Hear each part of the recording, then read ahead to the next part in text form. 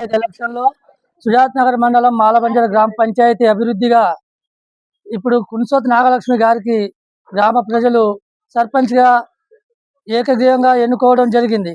కావున మన స్థానిక ఎమ్మెల్యే గారు సిపిఐ నుండి ఒక క్యాండిడేట్‌ని చేసి ఇదే కాంగ్రెస్‌ని ఏకగ్రీవం చేయొద్దని ఆశతృప్తితో మా మీద పోటీకి దింపడం జరిగింది.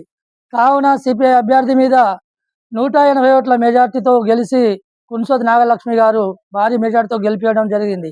అలాగే మాలబంజర్ ప్రజలకి ధన్యవాదాలు తెలియజేస్తూ ఈ రోజు నుండి మన కున్సోత్ నాగలక్ష్మి గారు ఈ మాలబంజర్ గ్రామ పంచాయతీకి వచ్చేటువంటి ఇందిరమ్మ కాలనీ కానీ, డ్రైనేజ్ కాలువలు కానీ, వాటర్ ప్రాబ్లం కానీ, అలాగే ఎటువంటి చిన్న చిన్న సమస్యలున్నా